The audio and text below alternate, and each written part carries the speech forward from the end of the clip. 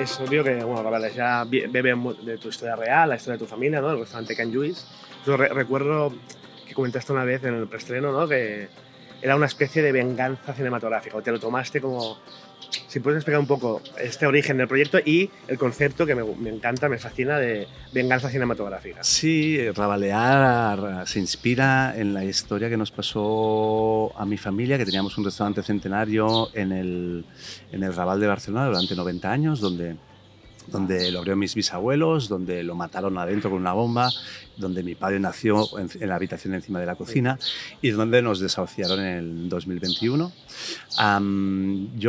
Esto fue porque un grupo inversor compró el edificio, estuvimos como 4 o 5 años negociando con ellos un nuevo contrato de alquiler y ya notaba la presión, las amenazas de esas negociaciones, y a partir de ahí empecé a escribir un largometraje de 2 personajes que estaban buscando un sitio habitacional en Barcelona, pero de repente entra el desahucio de mi familia y ahí decido que la realidad está entrando en mi ficción.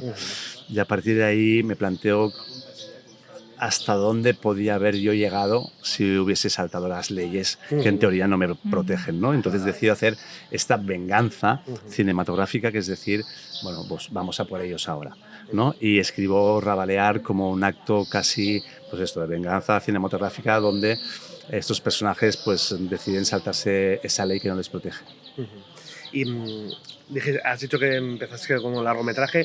¿Cómo y por qué evoluciona en serie y qué te ha aportado el formato serie que a lo mejor no esperabas para esta historia? Pues la verdad es que en el momento que nos pasa esto y decido introducir la realidad familiar dentro del proyecto, empiezo a investigar, a hacer mucho trabajo de campo con May Vélez, empezamos a trabajar con asociaciones del Raval para entender cómo funciona, cuáles son las dinámicas de gente sin vivienda.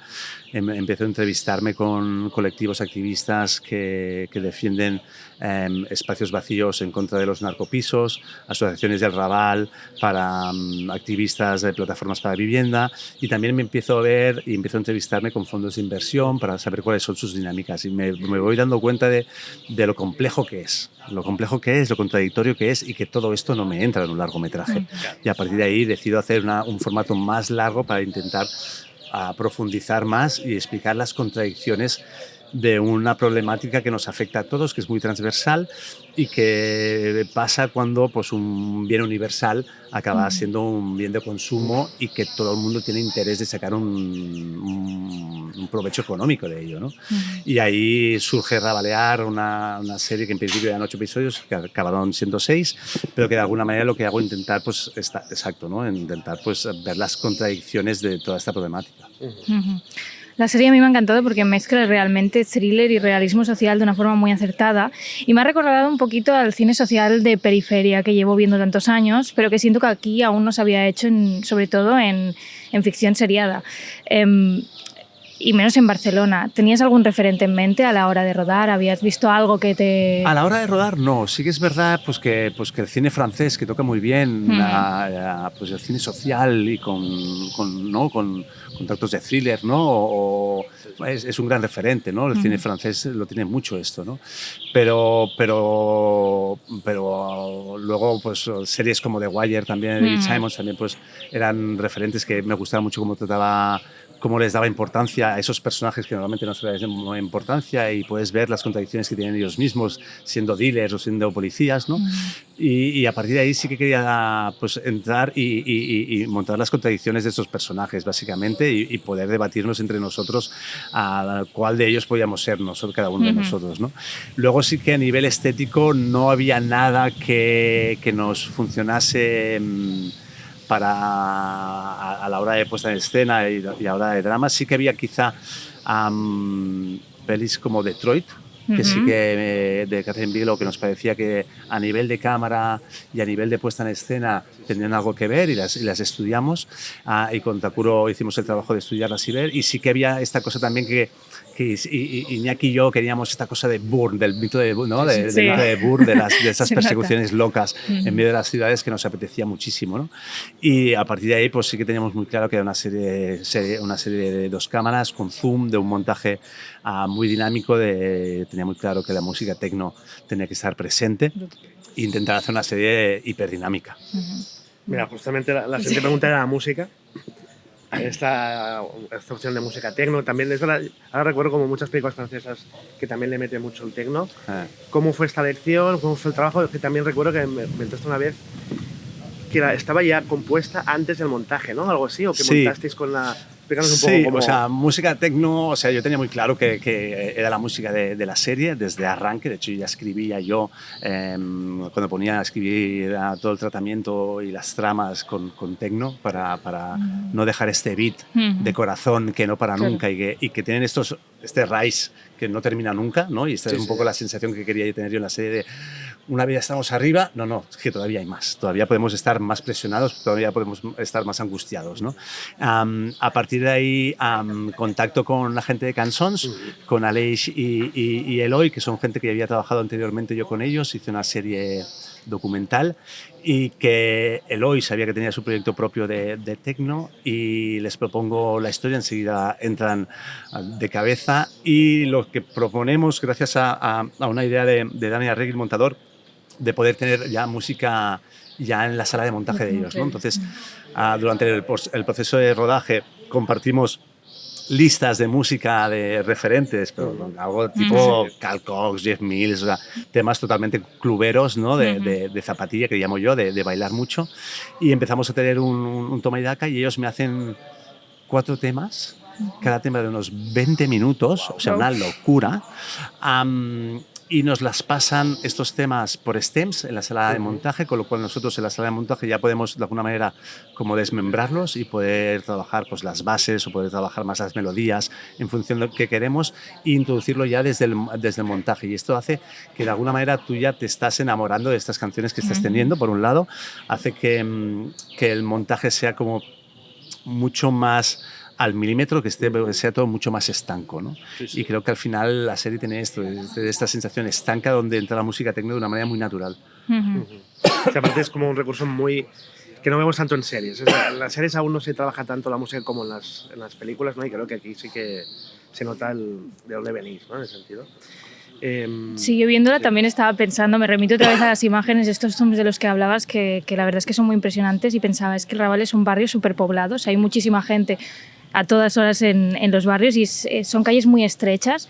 Pensaba, en términos de producción, ¿cuáles fueron las escenas más difíciles de rodar? También veíamos toda la gente que os cruzáis y cómo rodasteis y conseguisteis determinados espacios, como por ejemplo la escena en la que están todas las familias en aquella casa que se va ocupando y que acaban desalojando. Pues sí, o sea, el Raval es un barrio que tiene 1 kilómetro cuadrado. ¿Vale? Es muy pequeño, ¿vale? Creo que tiene alrededor de 50.000 habitantes. El índice de densidad del barrio es súper alto. Claro. Es que... Muy alto. Con barrios, se asemeja con barrios de la India. O sea, estamos hablando de una gran densidad de población.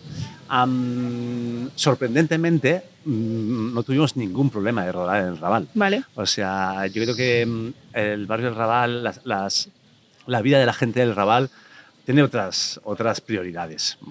Que una serie que tú pongas una cámara, a ellos les da bastante igual, ellos tienen sus prioridades, su día a día y pasaban de una manera súper natural y no pasaba nada. Sí que es verdad que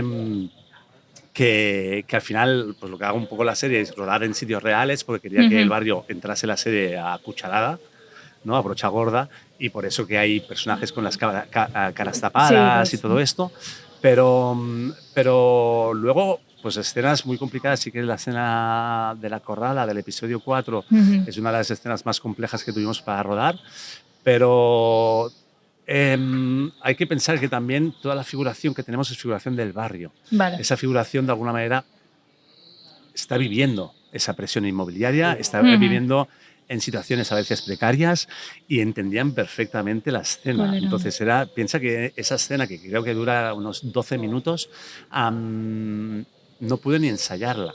Normalmente son escenas cuando tanta gente, tienes 50 personas, hay parte de acción en la escena y tal, normalmente deberías tener tiempo como para poder ensayarla y afinarla, ¿no? Y no tuve tiempo por cuestiones de calendario y al final tuvimos que rodarla el mismo día y la verdad que fue muy sorprendente cómo todo el mundo entendía la escena, cómo todo el mundo entendía la posición de cada uno de ellos y es verdad que yo siempre dejo una cierta libertad a todo el mundo para que meta cucharada y a partir de ahí yo atacar, ¿no? Pero fue de las escenas, creo que son las escenas como más que te remueven un poquito más en el asiento y estoy muy orgulloso de ella. Está muy bien, la verdad. Sí. Yo me quiero salir ahora un poco más del drama de la gentrificación y el caos, para ir al caos en la cocina. O sea, me flipa a mí el tema cocina y claro, yo entiendo que tú, por tu experiencia, deberías tener tus pinitos ahí en la cocina, ¿no? Y en los fogones. ¿Cómo te ha influenciado a la hora de rodar las escenas de cocina? Total. O sea, quiero decir, yo en el restaurante de mis padres, yo no estaba en la cocina, yo siempre estaba afuera, en sala, pero obviamente es algo que he vivido toda mi vida. Mi madre ha estado muchos años trabajando ahí y siempre lo ves, pero lo que me interesaba mucho era estas dinámicas que se crean en la cocina, que cuando es un negocio familiar todo se mezcla, ¿no? El trabajo, las relaciones personales, los estreses y de alguna manera me parecía como muy interesante ver cómo de puertas para adentro había una realidad que se podía, de estrés, que se podía transmitir a través del servicio de un mediodía, pero de puertas para afuera la visión debería ser totalmente externa, ¿no? Y totalmente tranquila, ¿no? Para lograr estas escenas sí que es verdad que yo aplicaba una tensión brutal en la cocina, donde los actores los iba como cambiándole cosas y añadiendo cosas para que estuviesen medio perdidos y no supiesen bien cómo hacer, y esta sensación de agobio y de estrés continuo que iba cambiando en cada toma cosas que ya no pasaban todo como lo habíamos dicho, pues esto les provocaba una confusión que esto hacía pues que todavía estuviesen como más crispados ellos mismos, ¿no? Pero para llegar a eso hay un proceso previo de que sepan cocinar, porque Luisa Castells no cocinaba. Lo primero que pregunté, ¿tú cocinas? Me dice, yo no cocino nada. Digo, no jodas. O sea, lo que te voy a hacer ahora es un curso de cocina para que sepas cocinar, y provoqué que tuviese que cocinar un menú para todo el equipo antes del inicio del rodaje, ¿no? Claro, porque era como, por lo menos vas a sacar algo positivo de esta serie, que vas a poderte cocinar un fricando a partir de ahora. Pero sí que me interesaba mucho, creo que la serie tiene esta cosa de homenaje a la cocina tradicional, a esos platos de la abuela, a esos platos tal, pero que tienen una complejidad de cocina X, ¿no? que necesita mucho tiempo también, y que de alguna manera a mí ese espacio donde una conversación o un estrés externo lo puedes traer dentro de una dinámica familiar me parecía como muy interesante. Claro, aparte de las dinámicas entre las familias son también de trabajador, ¿no? Claro. Ves a tantos platos, no sé qué. Claro, se mezcla todo. Es que cualquier que tenga un negocio familiar lo sabe, lo complejo que es y lo interesante que es, porque al mismo tiempo cuando tú pierdes un negocio familiar, lo que tienes más miedo es de perder estas dinámicas familiares. Ya no tienes ese espacio donde poder compartir, donde hacer las celebraciones, donde ver a tu hermano, a tu hermana, a tu tío y decir, oye, ¿cómo estás? Entonces, todo esto era muy importante ver que estaba amenazado de perder, y por esto son las motivaciones para Alex para seguir luchando y hacer lo que hace, ¿no? Claro, ahora que comentabas esto, al final el tema central es la gentrificación, pero yo también creo que habla muchísimo de la identidad y de la pertenencia, ¿no? Del sentimiento de pertenencia a un espacio. ¿Qué querías que sintiera alguien que nunca había pisado el Raval en este caso? ¿Qué querías transmitir a las personas que quizás...? Bueno, yo creo que hay varias cosas aquí, ¿no? Por un lado es esta idea de progreso y memoria, ¿no? Cómo esta línea se tensiona, ¿no? Todo el mundo sabemos que necesitamos progresar, que las ciudades necesitan progreso, pero ¿cuál es el precio? El precio del progreso es olvidar de dónde somos, quién somos, o sea, perder esos espacios que nos hacen identidad, ¿no? Cuando tú viajas a una ciudad, tú no quieres visitar Zara. No. De Starbucks. todas las ciudades cada vez se parecen más, tú buscas esos espacios que son típicos de esa ciudad, que le da ese carácter, y este restaurante Can Moscas para esta familia significa eso, y entonces esa idea de progreso y memoria también me interesaba meterla en la cocina, ¿no? Esta cosa interfamiliar de la lucha entre padres e hijos sobre cómo debería ser esa cocina, ¿no? Cómo debe ser ese negocio, si ese negocio seguimos luchando por unos platos de cuchara, una cocina tradicional, Claro. o el personaje de David que quiere hacer un paso más allí y modernizarlo Adaptarse, un poco, ¿no? adaptarse, llevarlo a los días de hoy en día, hacer la carta en inglés para que vengan más turistas. Entonces, todo es necesario, si es que no se trata de que una cosa es mejor que la otra, el tema es la cuestión de medida, creo yo, ¿no? Y eso siempre es muy jodido, porque es muy difícil la balanza, ¿no? Y luego, el barrio del Raval, que es un barrio que nace, ya te hablo de su nacimiento como barrio en el siglo XII, ya nace con el estigma. Hay que entender que el barrio del Raval era el barrio donde estaban los hospitales de la ciudad, con lo cual todos los apestados de dentro y enfermos estaban fuera. Con lo cual ese es el origen del Raval. Claro. A partir de ahí, ese estigma lo ha tenido siempre, ¿vale? Pero ese estigma es desde una mirada externa. Si tú conoces el Raval, vas a conocer un barrio donde hay pues uno de los barrios de Europa con más asociaciones vecinales y ONGs de Europa, ¿no? Entonces, esto es lo que me interesa un poco, que la gente vea el Raval sin ser un retrato panfletario. También es un sitio donde hay mucha precariedad, donde hay situaciones de drogas, de violencia. O sea, no podemos engañarnos y no vamos a hacer una cosa romantizada. Hay que hacer un retrato real y no quería caer en eso. Pero bueno, sí que creo que puedes vivir esta visión del Raval desde las terrazas y poder observar como de un punto de vista desde arriba cómo se mueve la gente, ¿no? Mira, la siguiente era sobre la romantización o no, cómo no caer en los estigmas, pero también lo amplío un poco a esta voluntad que este punto de vista. Pero, ¿cómo habéis trabajado esto y el intentar entender dentro de lo posible todos los puntos de vista, incluso los de los fondos buitre?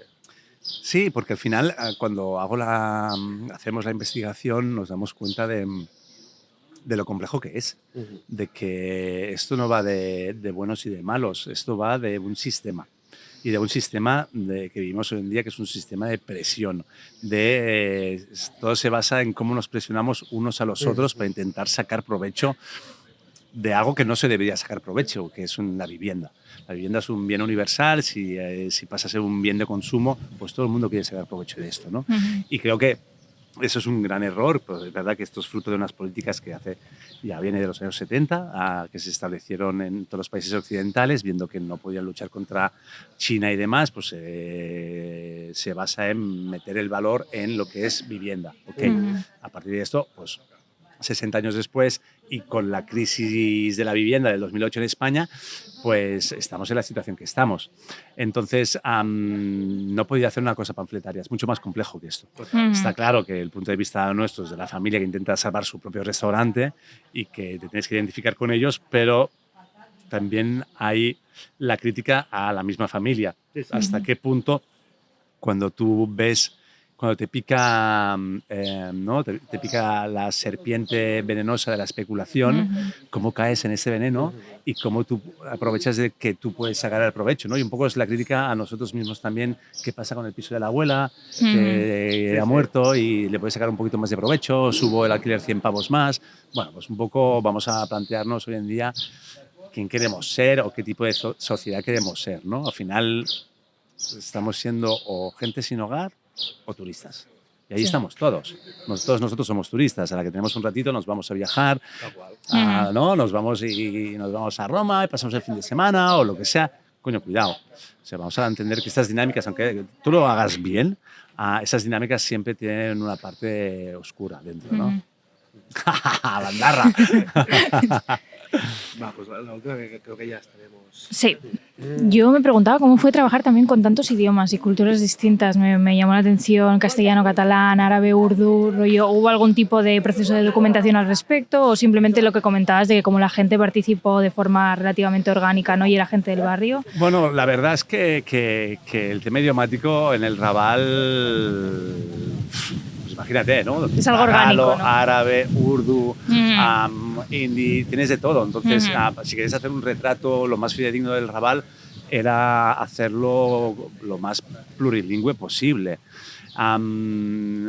Yo creo que una de las cosas que estoy súper orgulloso de la serie es el retrato sonoro de la serie, ¿no? O sea, tú puedes, esto es un trabajo que hicimos con Belén, que tú puedes cerrar los ojos y saber en qué barrio estás, ¿no? Tú escuchas el árabe, escuchas el tagalo, el urdú y sabes que estás en el Raval, y luego escuchas el francés, el inglés y sabes que estás en otros barrios que no es tanto el Raval, ¿no? Y creo que esto es algo que es una realidad con la que vivimos y que bienvenida sea así, porque al final eso significa que somos una ciudad hospitalaria donde viene gente de fuera, que todo está bien y que el Raval lo tiene desde toda la vida. De toda la Sí, vida. sí. O sea, antes era pues, el andaluz, el gallego, pero en un mundo globalizado pues tiene gente de mucho más lejos, ¿no? Sí que es verdad que era jodido rodar las escenas en urdu porque no sabes bien qué dicen, Claro. pero por suerte tenía pues o Nisrin que me podía ayudar en la traducción y luego que la gente al final pues entendía un poco la situación y actuaba en función de ella, ¿no? Pero ha sido un placer, ha sido un placer. A mí, cuanto más plurilingüe, mejor. Creo que las lenguas suman, no restan. Entonces, sí que es verdad que hay muchísimo catalán, porque la familia es catalana. Bueno, también es importante, porque o sea, no se hacen tantas series en catalán. No. Y también reivindicar esto y hacerlo desde la naturalidad del uso cotidiano, que puedes cambiar catalán como es en la ciudad. Da gusto escucharlo, la verdad. Sí. No es tan habitual y eso también yo creo que se debe reivindicar. Sí, yo estoy muy orgulloso de que sea una serie en catalán, 100%, porque en el barrio se habla catalán, pero es verdad que tampoco la mayoría del barrio habla catalán, en el Raval muchos hablan castellano. Entonces, a veces era complicado poder cumplir con el 80% que debería ser la serie por niveles de financiación, ¿no? Pero muy contento de que así sea y creo que esa mezcla de idiomas no se nota impostada. Esto es lo más importante cuando haces un proyecto de este estilo y esto, ¿no? Y la verdad que cuando tú te pones a trabajar con gente real y les das la opción de que usen su lengua como la tengan que usar, ¿no? Y que se hable senegalés, que se hable pues todas las lenguas que se hablan en el Raval, pues es una ricura que sumaba muchísimo a la serie. Sí, sí. Pues nada, ya para acabar, una preguntita así más tonta, o no, habitual, ¿no? La ¿Qué hacemos a todos? Claro. Tres series que estés viendo ahora mismo o hace poco. Que te hayan recientemente. gustado. Claro, ahora estarás con mucho curro, pero de lo más reciente que te haya gustado. Estoy en una etapa un poco encefalograma plano, ¿eh? Como estoy tan cansado, estoy viendo cosas como que no demasiado tal. Bueno, pero también... Una euforia, bastante encefalograma plano, la verdad, que no me está gustando nada. Déjame pensar, porque sí que empecé a ver Hacks. Esta somos muy fans. Empecé a ver fans, la Hacks verdad. y me pareció como súper interesante la propuesta y dije, guay. Luego Gold. Sí, Me mira, flipa la tuvimos Gold. en el Mira, festival. exacto, sí. Me Mira, flipa Gold, la verdad que es pues un sí. seriote. Si te gusta Gold, mira Leyendas en Netflix, es del mismo creador. No, leyendas, ¿eh? Hace una semana está en Netflix. Está muy bien. Y ahí estoy, pues estoy con estas dos, pero Hacks que sí, Gold me entusiasmó. Es muy guay. Hostia, Está muy qué chula. buen retrato, qué bien hecho. Y pues, sí, la verdad que muy bien. Pues Pero nada, con ganas de ver cosas interesantes. Pues Decidme vosotros eso, cosas. Leyendas y DTS San Luis. Me hablan mucho de San Luis. Increíble. Sí, Te gustará, sí. Lo mejor que hemos visto este año. Se Sí. lo jodas, tío. Sí. Porque es verdad que... ¿Cómo se llama él? El David Harbour y el Jason Bateman. El Jason Bateman. Que Bueno, y la Linda Cardellini. Los Arcs me parece un Y seriote. Arrested que- Development. Sí. Pues la veré, la veré. Sí, San sí, Luis. te podría gustar. Con deberes. Guay. Qué guay. Pues, Merci. pues gracias a Muchas vosotros. Yo creo que tiene mucho que ver, lo hablábamos antes, con Paul, Sí. con que cuenta la historia de su familia, la historia de Can Lluís, de un restaurante real que existió, con una familia real que existió, que estuvo 100 años reales, que duraron y que los echaron un fondo de inversión, ¿no? Y cuenta su historia. Pienso que este lazo que tiene el autor, el director, con la historia que cuenta y con el barrio, es determinante, ¿no? No está hablando de su vida. Sí, de alguna manera había algo como que también puedes decir, a ver, de qué manera se define, se explica, se graba un barrio, ¿no? Y en consecuencia Barcelona, ¿no? Porque Raval es Barcelona. Y Paul, al haber crecido, nacido, estudiado todo, sientes que será su mirada, su mirada más personal, que no será la de todos, pues la suya, y sí que no es ni maniquea, ni está idealizada, ni al revés, ¿no? Ni que es enseñar un barrio muy lumpen o muy pobre, sino que es un barrio donde se vive, ¿no? Y creo que está muy bien retratado. Yo rabaleo bastante, de alguna manera, y voy mucho al Raval y vivo al lado, vivo al barrio de al lado. Yo creo que es bastante lo que es. Sí. Creo que la experiencia te da esto, ¿no? Que puedes mostrar las cosas desde un punto de vista que a la gente le puede gustar más o menos, pero está vivido. Entonces, a partir de aquí ya es un win-win. Y el Raval también, estando rodando en la serie, que es algo que yo he aprendido, me ha gustado mucho de esta serie, que hemos estado en una sola localización casi todo el rato, ¿no? Que es esa esquina del carrer Carretas, donde... Sí que yo nunca he vivido en el Raval, pero sí estar 12 horas al día en la misma esquina y vas viendo la dinámica de esa esquina, de esas dos calles y de ese barrio. Y sí que pasan muchas cosas en el Raval, pero sí que te das cuenta que, joder, siendo el barrio más polémico y peligroso de Barcelona, de repente es el único barrio de Barcelona donde los niños juegan solos por la calle, ¿no? El único sitio donde de repente ves niños riendo, corriendo y... donde hay más diversidad cultural, de raza, diría como más brecha entre ricos y pobres, ¿no? Y más policía, y más delincuencia, no sé si delincuencia, pero sí pobreza que genera que haya más problemática y que cuando vienen los turistas pues se les roba el reloj. Pues, ¿qué esperas, loco? No entres en el Raval con no esperas no te pongas el reloj de 100.000 euros. De 50.000 pavos que te lo van a robar. Claro, es como, yo qué sé, tío. Afecta, pero yo creo que de una manera positiva. Siempre cuando tienes algo real y no se ve el cartón piedra es mucho mejor y va a favor de tu interpretación si entiendes como el código y todo favorece a que todo sea más, es que no sé si verdadera es la palabra, pero más natural o más acorde con el código. Sí, sí. Inspira formar parte de, o sea, tener un decorado que no es de cartón, ¿no? Como decía, ¿no? Que ves que está vivo, que hemos preparado, el equipo había preparado pues diferentes figuración, pero después estaba la gente que aparecía que sobrepasaba con creces lo que habíamos imaginado, personajes con colores, con cuerpos inimaginables que forman parte de este barrio, ¿no? Entonces, ponerte ahí en medio es inspirador, es inspirador.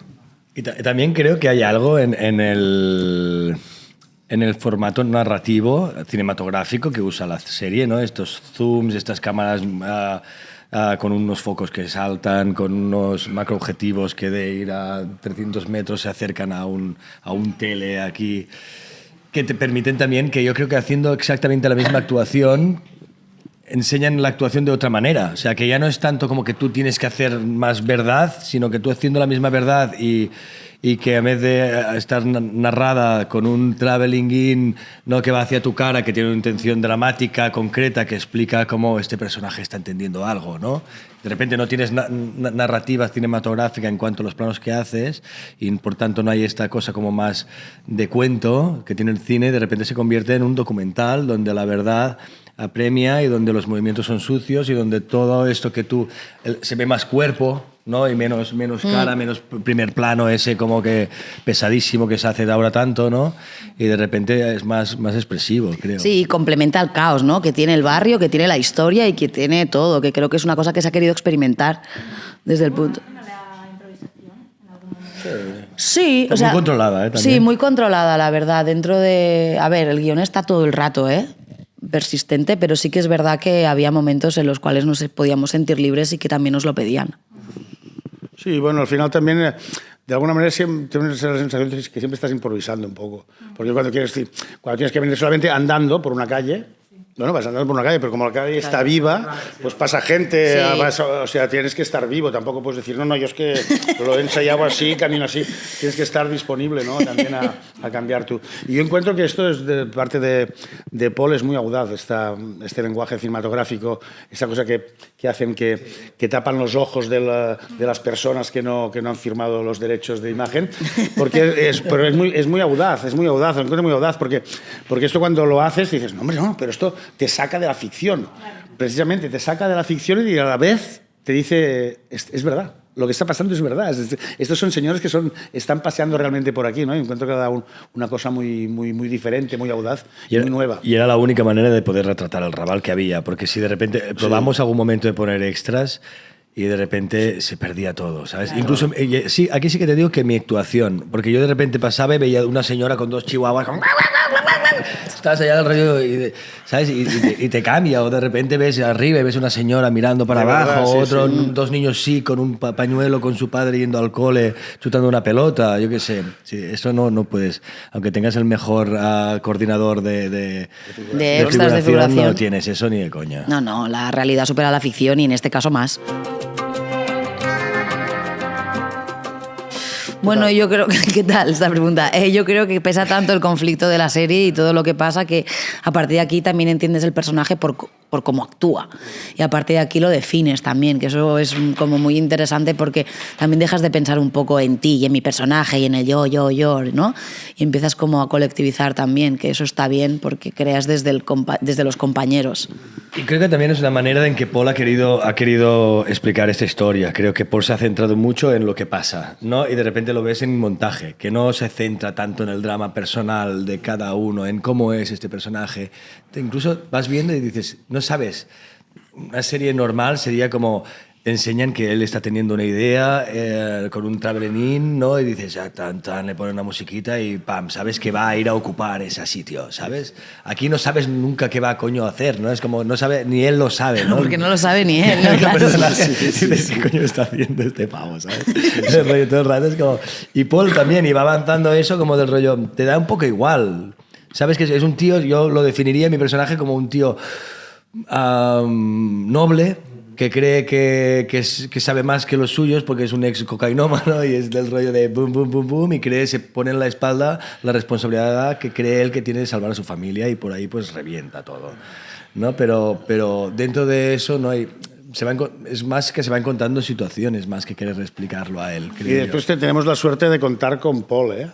Que quiero decir que, bueno, os podéis imaginar que el guión está escrito, ¿no? Quiero decir que claro, leértelo, darte cuenta de que los diálogos también, que los personajes, que hay muchas tramas, que está, bueno, leértelo y después encontrarte con este decorado y con Paul, que está absolutamente poseído por la historia que está contando, pues bueno, yo solo con dejarte llevar por él ya tienes mucho ganado, ¿eh? Luego pones el cuerpo, ¿no? Pero Paul no te deja nunca solo, ¿sabes? Siempre tiene algo que decirte y siempre sabe dónde quiere ir y dónde quiere que no te metas, ¿no?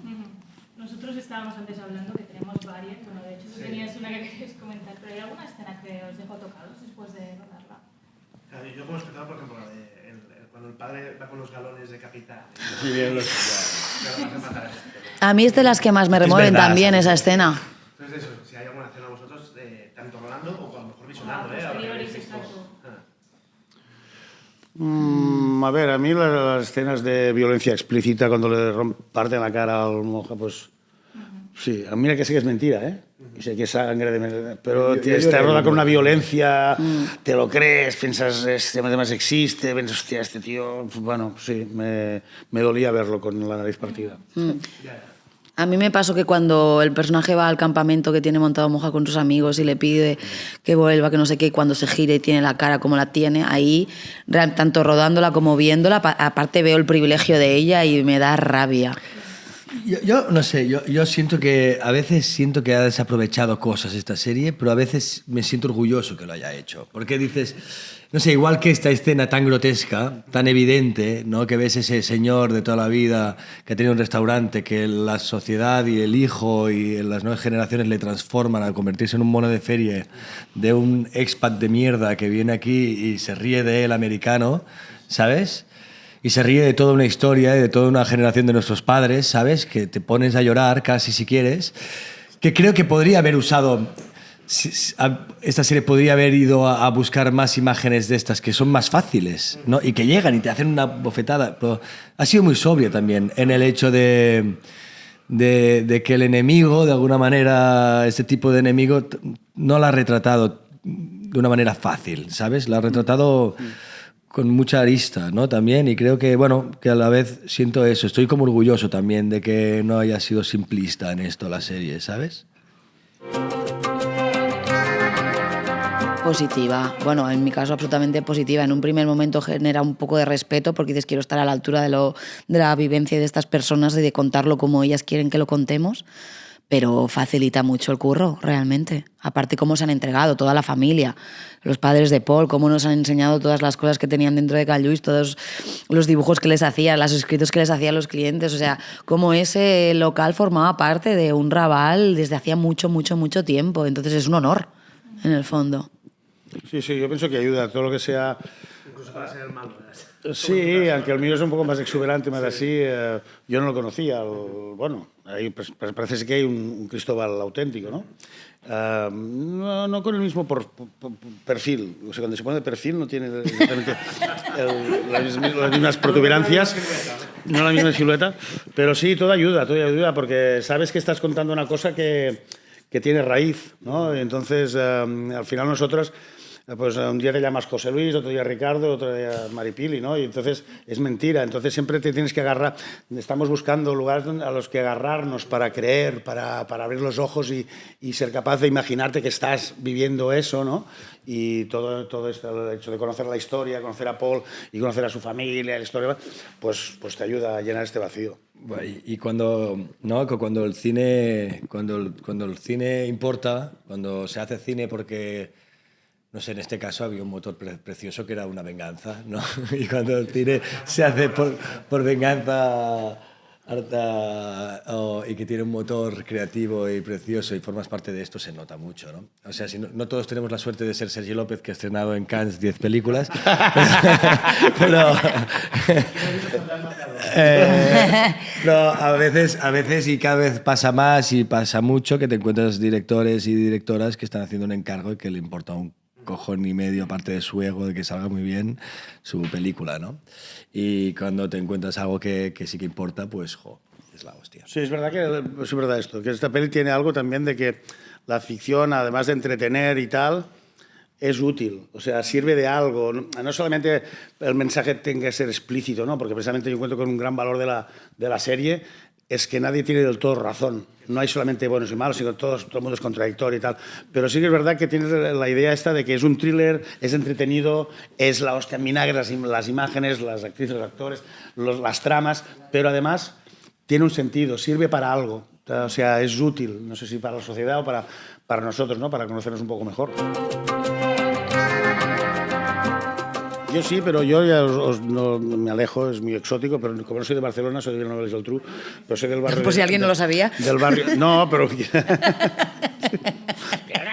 Pues sí, yo sí, pues, soy del barrio de San Juan, que es un barrio cuando era pequeño, o sea, un barrio de población eminentemente inmigrante, y sí he hecho en falta un montón de hecho en falta una cosa, por ejemplo, que había en mi barrio, supongo que en Barcelona también, que están casetas pequeñitas donde vendían chuches, petardos, cigarros, o sea, todo un poco barrejat.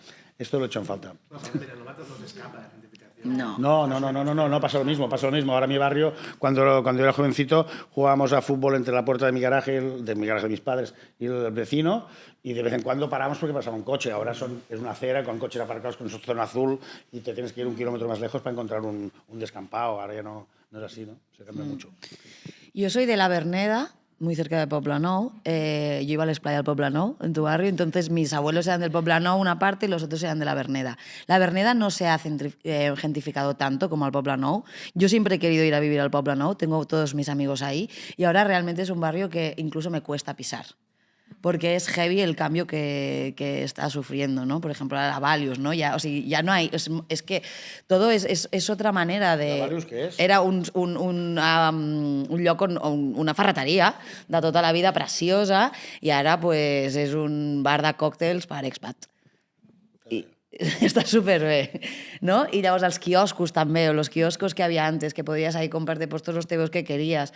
Ya cuando tendrá el momento, un cigarrito, ¿sabes? Este tipo de cosas, esto ya todo, bueno, cambia y es evidente que las cosas tienen que evolucionar, pero creo que también hay que poner atención en cómo evolucionan. Sí, con los cadáveres que dejamos. Exacto. Ah. Yo vivo en el Born. No, Born no es... Sí, es Born. Bueno, y ahora vivo en el Born, es verdad. Ahora sí, es Born, pues sobre... Sí, no. O sea, es Es Born, pero es por encima de Calle Princesa, ¿sabes? Que ya es por ejemplo Santa Catarina y ahí queda un reducto, sí, resquicio de barrio, hay alguna tienda de legumbres, hay una ferretería. Mira, lo único bueno de la gentrificación es que sales a la calle y nadie te reconoce porque te vas a Gracia y a mí me reconoce la gente. Y allí, pues que todos son ingleses y gente de fuera, nadie sabe quién eres, ¿sabes? No sé si el barrio... Una mierda. Ya no se puede comprar... ¿Qué le parece el barrio? El barrio, una mierda. Una mierda. No se puede comprar el periódico. Lo heavy es que si vas por kioscos del centro... Ya no venden, Ay, ya sí, no venden periódicos. Una cosa, vamos a hablar de los kioscos estos revolucionarios. Tienen uno de cada, porque supongo que tienen la obligación de vender prensa, porque son kioscos, pero tienen uno de cada. Y muchos en inglés, que dices, no. O sea, sí, es asqueroso, es Sí, asqueroso. O sea, es cafés que de 4 euros. es que me cago en la puta. Qué ¿No asco. serán tapaderas? Qué asco, tío. Sí, es que lo del cheesecake ya es que... Uy, el cheesecake. Tiendas de una cosa, como tiendas de una cosa, o de ¿cómo se llama ese animal que es una cobaya o como una cosa que se ha vuelto No, la capibara. Tiendas Uy, de capibaras. Uy, el mundo capibara de ahora plástico, está... bueno. Pues que todo el mundo quiere capibaras. Tú juro, de peluche, ¿eh? Entonces, de peluche, entonces, A ver, capibaras... el mundo se acaba. Ya, Con las capibaras. Esto de entrada, o sea... Pues mira, yo estoy viendo una serie que me está flipando, que está en HBO, que es The Night Of. Que no la había visto y qué revolución, de verdad. ¿La has visto? ¿La habéis visto? Yo en su momento la vi, esa del taxi, ¿no? Sí. Esa del taxi. Hostia, Yo es que así os paso el micro a vosotros. Yo soy un patata. Yo no ahora mismo no estoy viendo ninguna serie en particular. No, ahora... No, mira, ¿sabes qué empecé el otro día? ya sé que he Imagínate visto. que soy cutre. Ya sé que he El otro día empecé a ver Los Soprano.